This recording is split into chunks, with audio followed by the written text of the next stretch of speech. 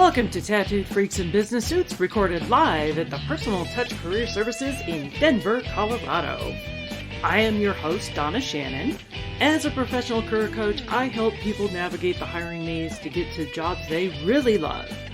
And yeah, by the way, it's true. The world of work in the U.S. is changing, especially as Gen X millennials and those to come after us seek positions of leadership that still allow them to be themselves. So our show's purpose is to address some of these evolutions and what that means for your own career. And of course, we're going to talk about tattoos. Our sponsor is the Personal Touch Career Services, Denver's top-rated career coaching service.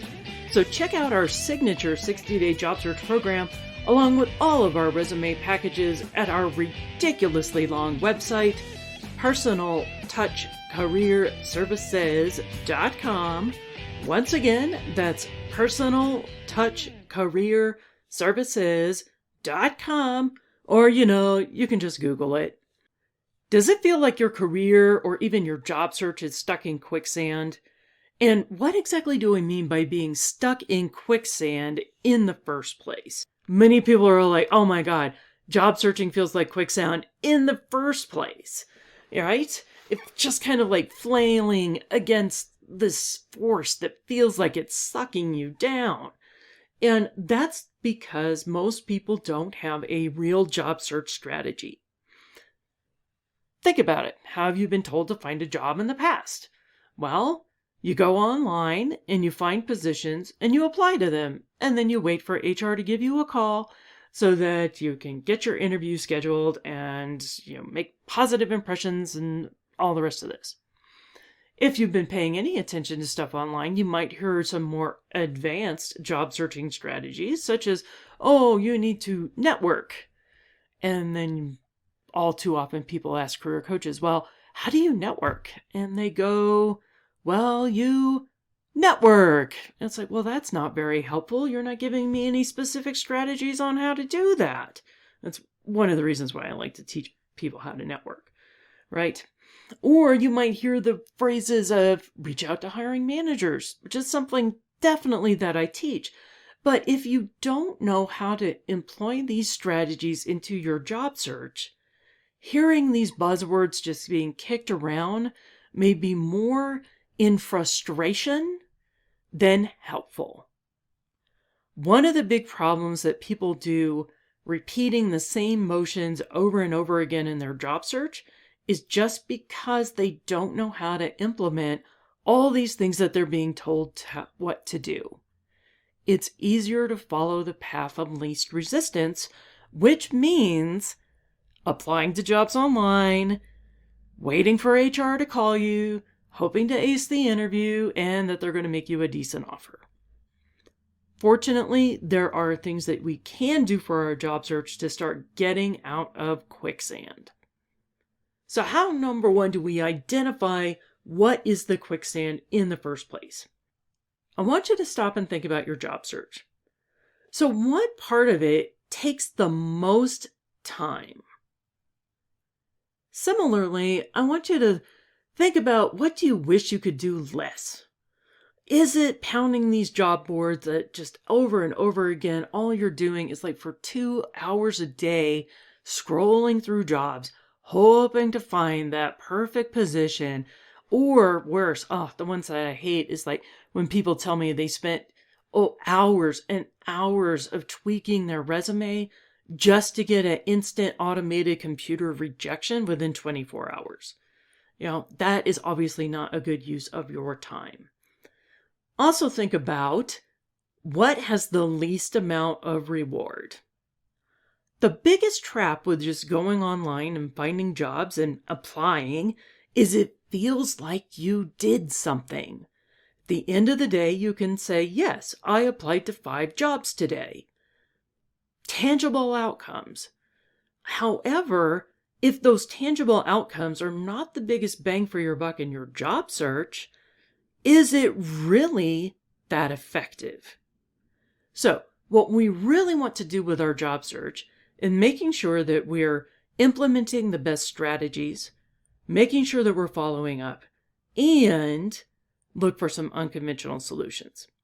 So let's talk about how to escape this quicksand. In the real world, there's actually 4 strategies for getting out of quicksand, and these things directly relate to how you want to do your job search as well. So step number 1 is we're going to drop heavy items. Yep, we don't want to be sucked down even faster by carrying heavy things. In the real world, that's pretty obvious. In the job searching world, what this means is we need to stop ponderous procedures that don't work. First things first, you need to evaluate your current processes. So if you're going on to Indeed or LinkedIn and looking at jobs for 2 hours every day, and it's not converting into interviews, you need to drop that item or find a way to streamline that process because it is not serving your needs. So number 2 is we're going to move horizontally. So obviously in the real world, you don't want to try to struggle up and down in the quicksand itself.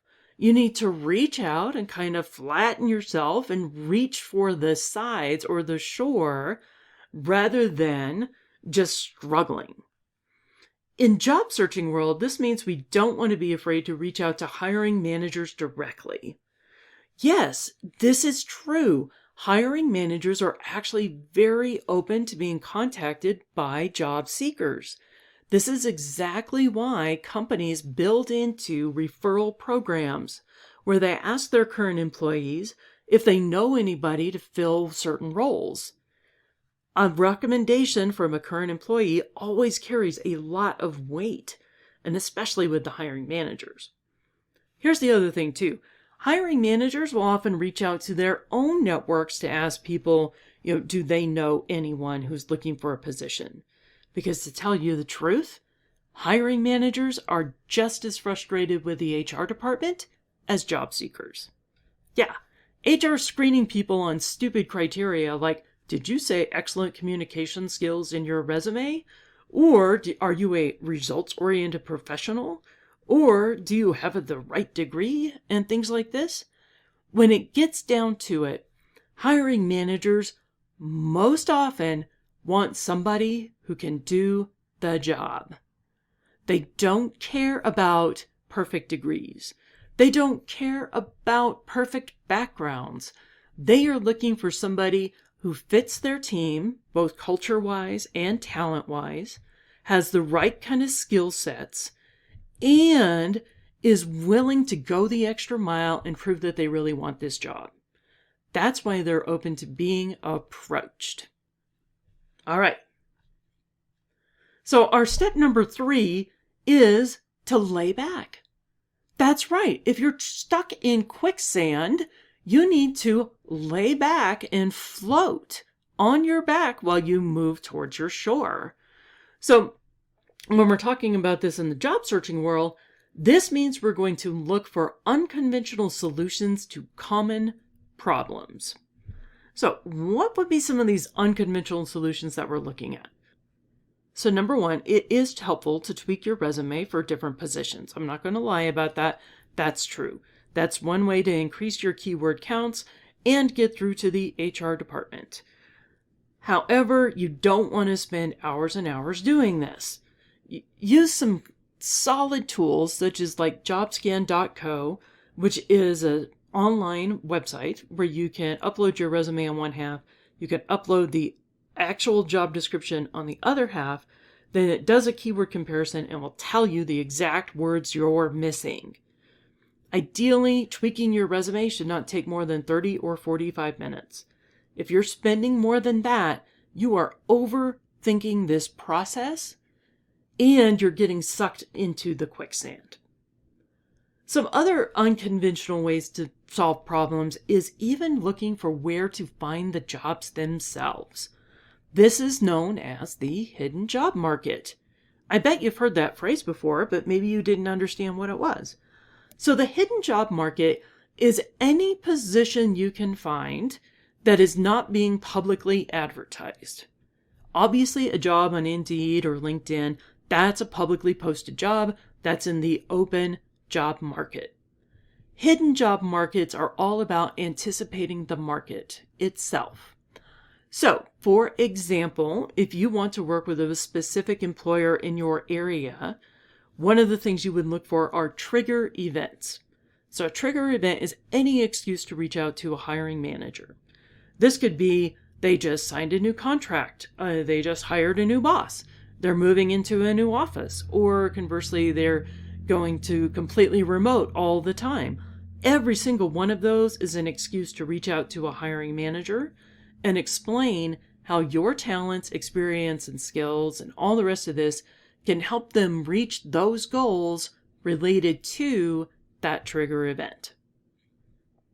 I want to give you a quick example of a trigger event that worked out really, really well for me in tapping into the hidden job market. So, a long time ago when I was still working at Rocky Mountain PBS and I was looking for a new job. Half-heartedly looking for a new job. And I saw an article about a company here in town. It was a radio station that had just bought a bunch of repeaters through the mountains. So if you don't know what that means, is with FM signals, when you hit things like the mountains, just the way the signals work, unless you have repeating towers, the signal dies. It hits the mountains, it doesn't go any further. So because they bought all these repeating towers, it was extending the reach of this local radio station in through the mountains. And they talked a lot with the CEO, and he was mentioning his vision about this was a innovative company. They wanted to be locally driven, local market based, and all the rest of this.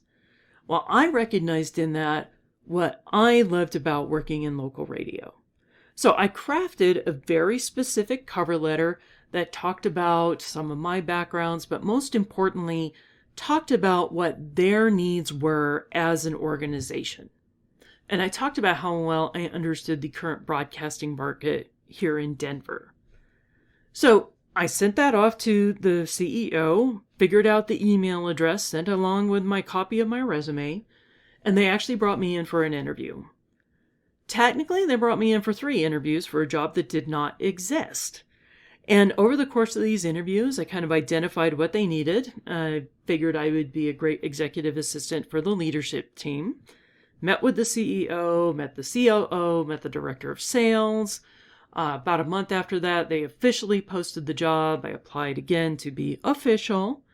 And they brought me in again for another official interview that time. Now, as it turns out, they hired a relative instead of me. Well, that's somehow, how the cookie crumbles. But it's all right. The company had to sell about a month or 2 after that. They went under and lost their vision. So, sometimes things happen for a reason, even if they're not the outcomes that we hoped for. But that's how positive and powerful it can be to go out and find these opportunities that don't exist yet. You can craft jobs that are based on your talents and what you bring to a team and can be more impactful than just going out and applying to these jobs you see online and hoping for the best. That's how we're going to escape this quicksand, by laying back and looking for those unconventional solutions to these common problems. So number 4 is to take your time. That's right. When you're stuck in quicksand in the real world, if you thrash around and you get all anxious about what you're doing, you're going to actually sink even faster. So you need to calm your mind down. You need to think it through and take your time and move slowly and with purpose. In your job search, this means you need to do things right the first time. Anytime you're applying through HR, you really only have one shot. That's it. If you mess up the actual application, or you didn't tweak your resume, or you uploaded the wrong resume, or you hit the apply now button on LinkedIn and didn't attach a resume, every single one of those is a fatal event. There is no room for mistakes when it comes to your job search. You really, really only get one shot at this. And I've had people come back and tell me, you know what, I did make a mistake on my application. Or I adjusted my resume. Can I resubmit it now? Most of the times you cannot. The only way you can reapply to a position is if they list it again.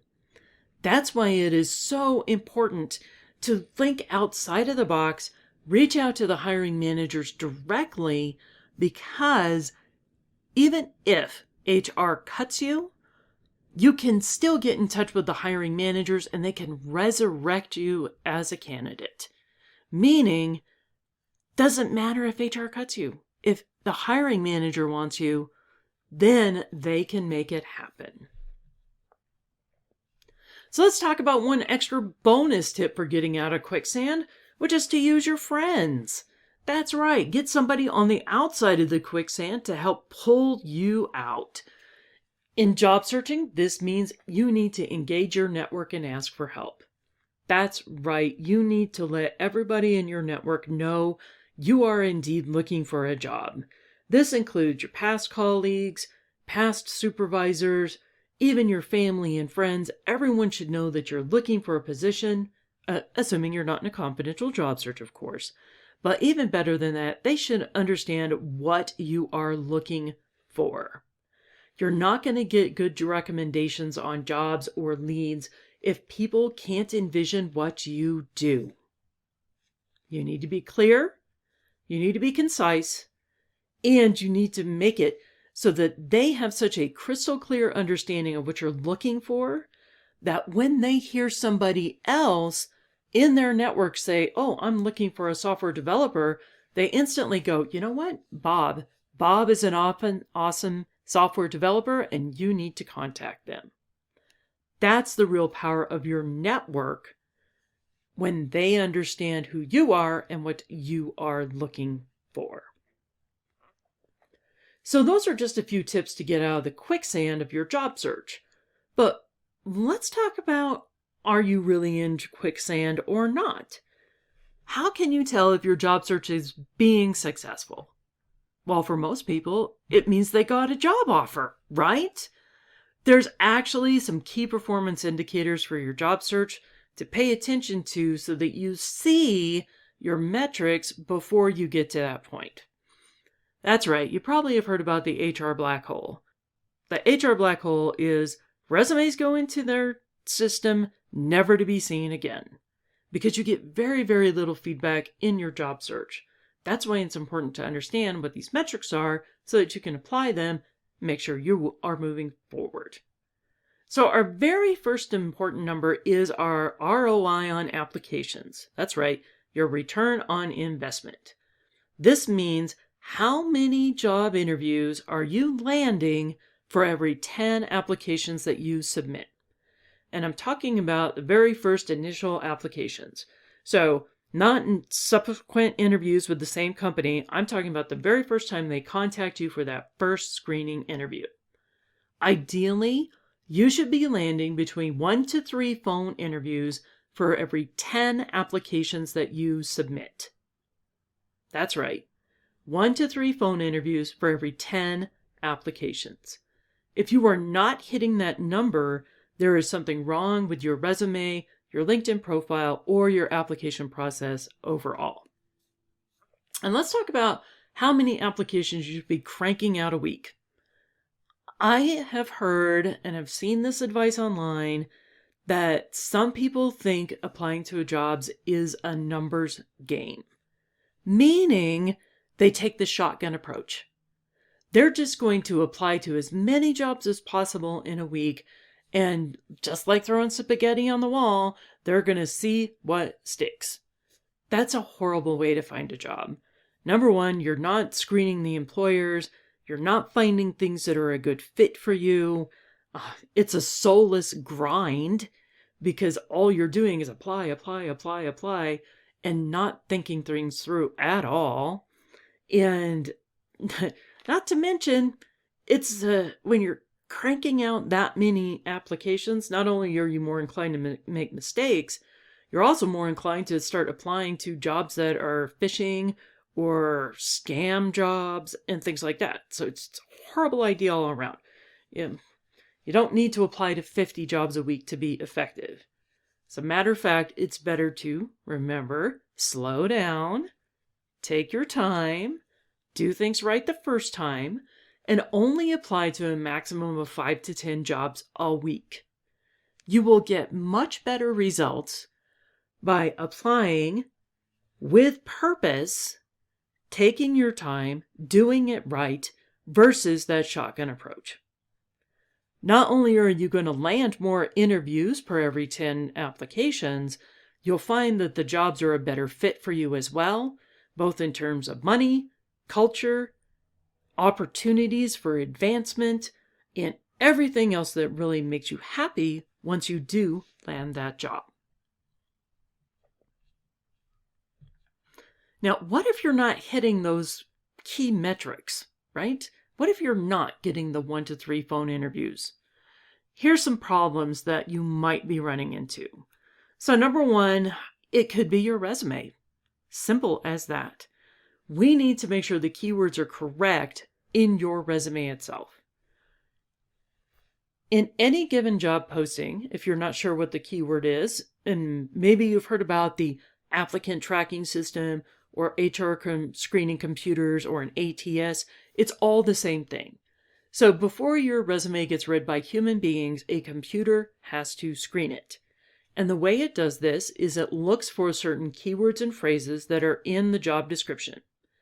If you have enough of those keywords in your resume, then it moves forward through the screening process and gets to a point where a human being is going to read it.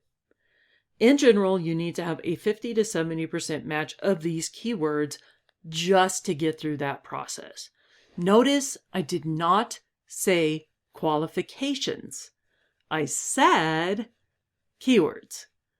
And here's the trap that a lot of people fall into and they don't realize. When I'm talking about keywords, it's a mix of both our smart and stupid keywords. So a smart keyword is anything that actually relates to the job itself. So if we're talking about our software developer, that would be like agile and waterfall project management. And it might be, requirements and all the technical skills that they have, The stupid keywords are things like excellent communication skills or team player and detail-oriented, right? These things that we honestly know don't mean very much. But the trap is, if HR puts it in the job description and it does not show up in your resume, the computers could kick you out and say that you're not qualified. One of the worst ones I see, and it's so stupid, and it breaks my heart when I see this one, is if they have in the job description the words bachelor's degree, but on your resume you have a BS for your bachelor's of science, the computer could kick you out and say that you do not have any education. Why? It is looking specifically for the word bachelor's degree. Huh, I know, BS indeed, right? But that's how the screening process works. It's not about qualifications. It's not even about intelligent design. It's about, does your resume have the exact words that are in the job description? Doesn't mean we need to write like robots, but it does mean that we need to have that 50 to 70% keyword match just to get through the process. And by the way, if it's a government resume or for a very large organization, that screening process might go up to 80%. Do you see now why you need to get in touch with these hiring managers? Yeah.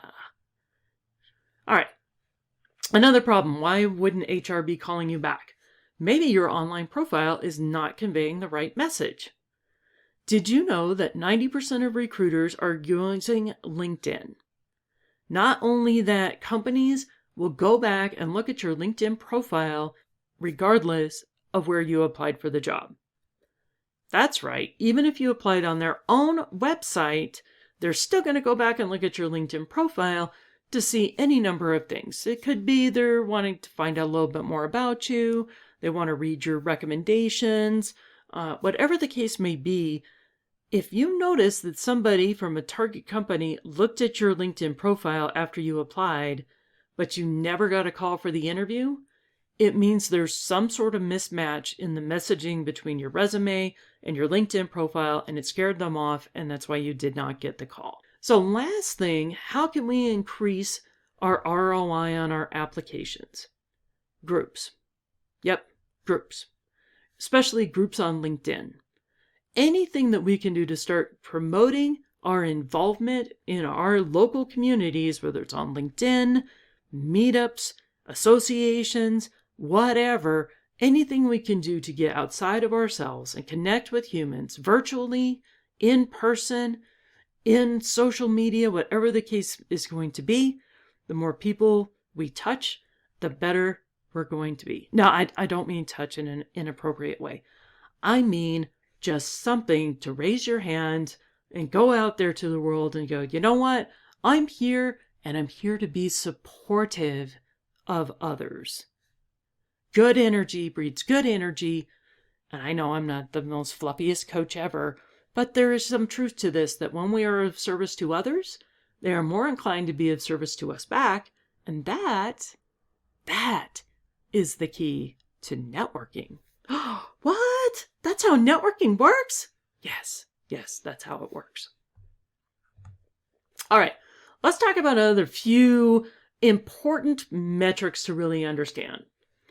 Number one, we just talked a whole lot about keywords and profiles and how that works. So one of the big metrics that if you are getting automated rejections within 24 to 48 hours of when you apply to a job, absolutely 100% your resume bombed out on the keywords. Yup, that is exactly what that means. So if you see that happening over and over again, now you know how to fix it. You've got to go in, you have to tweak your resume to those jobs, spend 30-45 minutes doing that, double check your work with jobscan.co. That's what we use internally in my company. And yep, I highly recommend it. You're going to streamline that processes because, let's face it, just applying through HR is not your best use of your time. All right. So, thinking in terms of timing, how long do you have from once a job is posted to how much time do you have to get your stuff into the HR department? Honestly, you've got about 3 to 5 business days for most positions.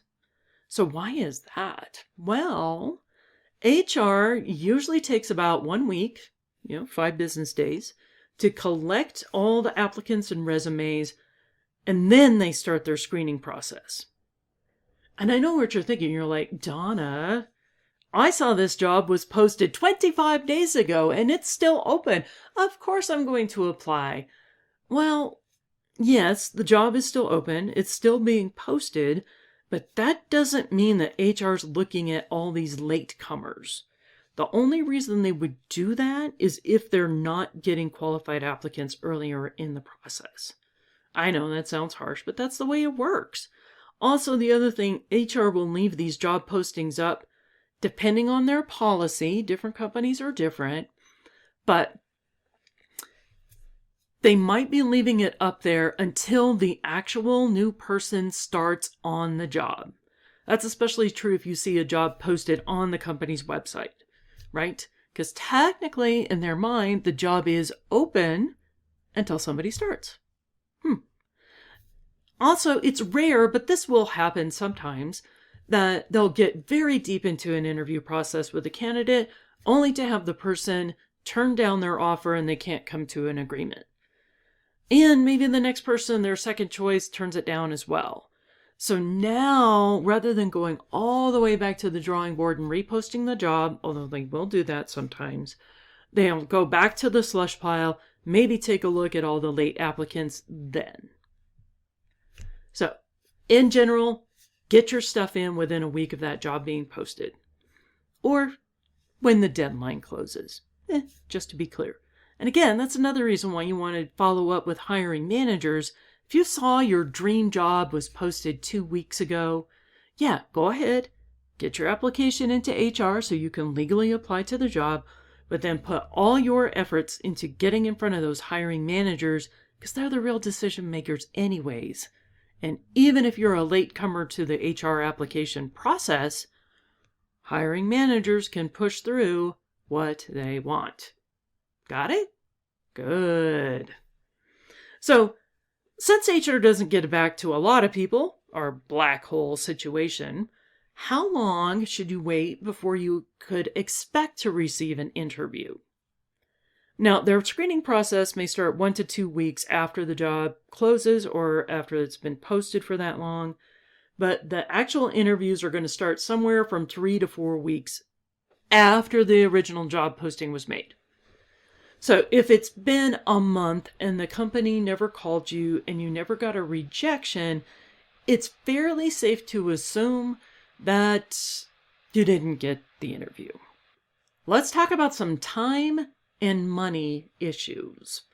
So, biggest question I bet is out there in your mind is, how long should my job search take? Well, there's an old standard out there that for every $10,000 in salary you want to earn, you should devote 1 month into your job search. That's right. So if you're looking for a job that pays $100,000, it should take about 10 months to land that job. Now, I know there's some people out there that are making, over $250,000 in their base. They're like, oh my God, that's a 2-year-long job search. Okay, I do think even for executives, it kind of maxes out at a year, but still, oh my God, that's a year-long job search. Talk about soul-sucking quicksand. Ugh, nobody wants to do that. I don't want to do that, and I'm an expert at this stuff, and I enjoy it. Ugh, that's disgusting. Good news is, once you start to learn what the hiring systems are, how to play the game, how to deal with HR, find those hiring managers, activate your network, interview effectively, you can start to cut that job search by half. That's exactly why I love teaching classes on these things and coaching people both one-on-one and in groups so that we can get those time frames as short as possible while still making sure you're getting into a job that you love, identifying bad employers, and all the rest of those things. Because you don't talk about soul-searching madness. Imagine doing a 10-month-long job search, and you get into the company, and within 1 month, it is clear that this place has got the worst company culture you've ever seen in your entire life.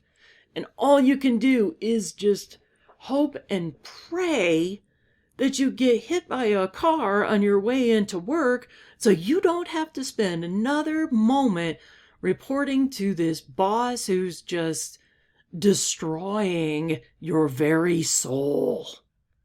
Yeah, that's the worst of all possible outcomes. So, anyways, just a little bit of promotion. I would suggest picking up my book, Get a Job Without Going Crazy. Maybe even talking to one of our career coaches about how to possibly shorten those times. And certainly, as part of this podcast, as we do more talking about job searching and career management, I'll be happy to share secrets with you too, because in the end, nobody wants to do a year-long job search. It is very reasonable to cut that time frame in half when you start doing things beyond just applying to HR, hoping for the best, and waiting with bated breath by your phone to get that all-important phone call. Cool. All right, let's talk a moment about budget. Yes, you have to spend money to make money, and that includes your job search. So I know many people are like, I'm looking for a job. What do you mean I have to spend money on my job search? It's actually quite reasonable to spend 1 to 3% of your target salary on your job search expenses.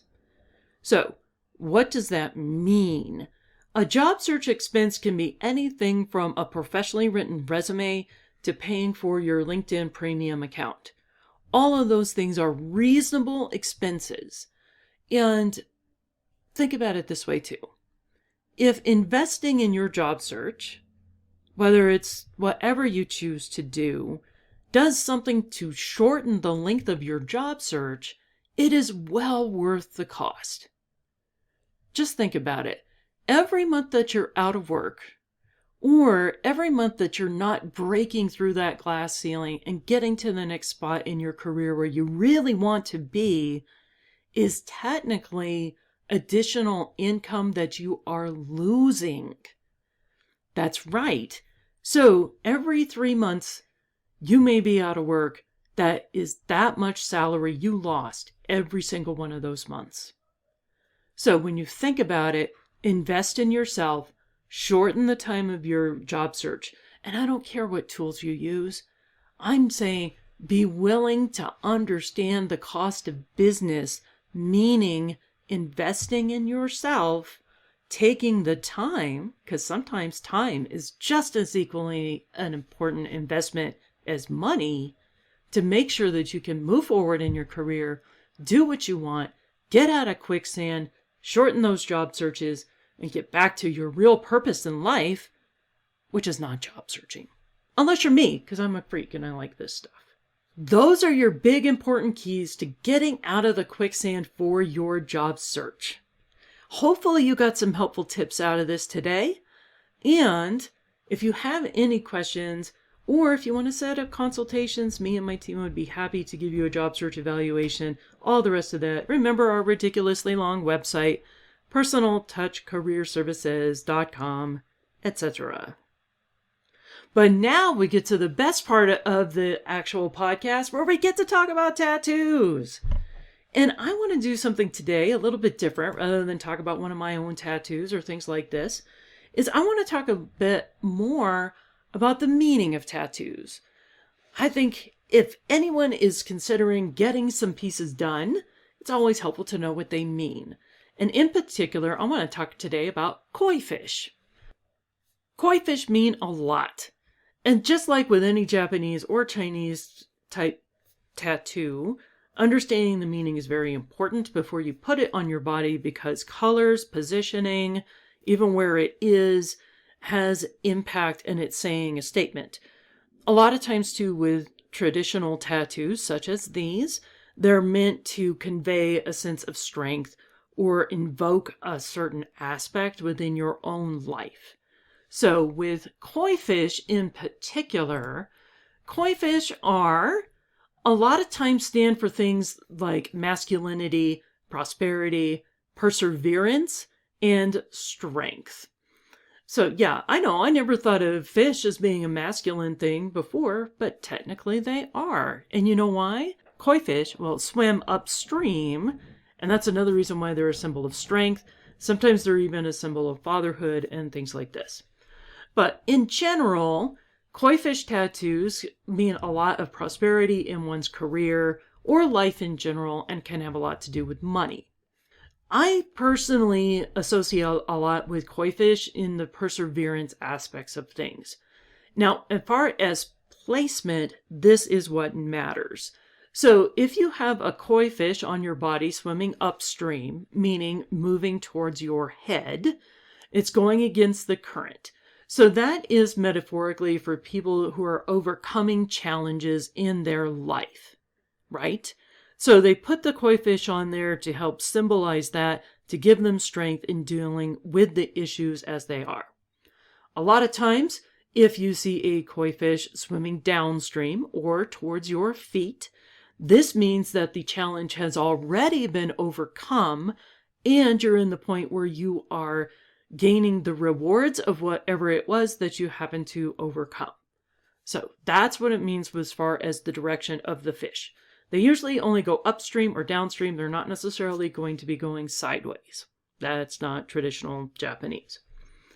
The other thing that's important with the fish themselves is the amount of water that's around them and the nature of the water itself. So the more turbulent the water, the bigger the challenge is.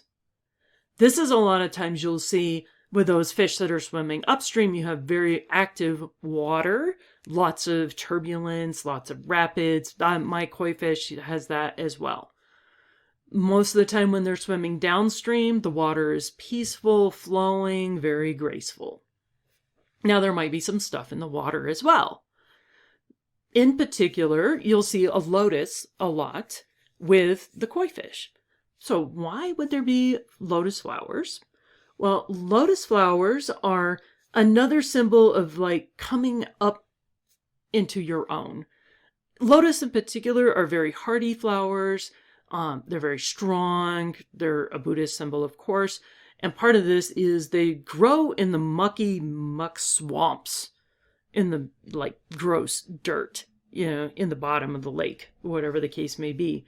And then they come through and they fight through this, and then they are just gorgeous, impressive, and a culmination of taking like all that kind of mucky shit and turning it into something important and meaningful and deeply spiritual in your life. So that's what's going on with these lotus that are also combined with these koi fish, who have a lot to do with, challenges in the physical world or even the business world, as we see with the prosperities and your careers. So that's pretty cool. So let's talk about some of the other meanings as well, because the colors can mean some things in addition. So color matters a lot. And there are blue koi. They're kind of rare, but since they're associated with water, and that's where the koi live, this is a lot heavier emphasis on the peace and tranquility, as well as the harmony with nature. Black koi are going to be a lot more common. So black is also seen as a masculine color itself.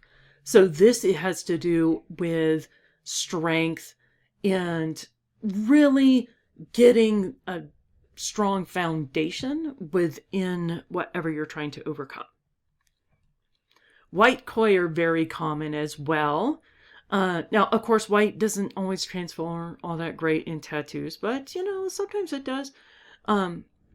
Oftentimes, though, white doesn't mean purity for koi. It means new possibilities are coming. So this is a future based in what you're trying to do. The yellow koi is all about joy and happiness. The red koi are the kings of the koi scene, so to speak. So the red is very versatile. It can mean love in some cases, but most of the time it represents bravery. And for our orange koi fish, this is another symbol of strength as well as optimism. Also kind of associated with gold, money, prosperity, seeing light at the end of the tunnel, good luck, and all the rest of these kind of things. So those are the main things when it comes into colors. When you've got blended colors or these fish that are have more than one, it can combine all of those different things. Now, there is a dragon koi as well. So the whole story with the dragon koi is quite involved, actually. So in the Yellow River in China, this is the specific myth. So there was 100 koi fish that all wanted to swim upstream. And as they were going there, they make it through the first pond and they jump up. But there were so many of them, they didn't have the strength to make it, and they got swept downstream, never to be seen again. So, of the fish that are remaining in the next pool, now many of them were caught by the fishermen. Even more were snatched up by eagles, thinning the herd again. They didn't make it. So up they jump up through the next waterfall, trying to make it up to the next pool. And here, some of the koi were quite happy. They made it as far as they wanted to go. They could see the final waterfall up at the top, but they were happy and content, and they didn't want to strive any further. But for every 100 years, there is one of those fish out of the hundreds and thousands that started at the bottom of the river that sees that top gate, that top waterfall, and has the drive and the perseverance to continue onward, no matter how many times they had to take it, to leap up that final waterfall and make it through that final gate, which is known as the Dragon's Gate. And the gods, looking down upon this fish, were so impressed with his efforts that they turned him into a dragon. And that is Dragon Koi and their legends. And that's the one that I have. So anyways, hopefully you got some inspiration from today. Hopefully this will help get you out of quicksand concerning your own job search. And of course, please feel free to jump over your own gates so that you don't get swept away with all the other fish, and that you don't have to settle for things that you don't want to, and that you can aspire to become your own dragon. Thanks for listening to Tattooed Freaks in Business Suits, produced by the Personal Touch Career Services. Our host is Donna Shannon. All music has been ethically sourced and licensed from sounddogs.com and epidemicsound.com. Support the arts. We certainly do. Join us next time as we continue to explore the evolving world of work and leadership in the United States. If you are interested in being a guest, or if you would like to receive a complimentary career evaluation, please visit the contact page at personaltouchcareerservices.com. Once again, that's personaltouchcareerservices.com. Or you can just Google it.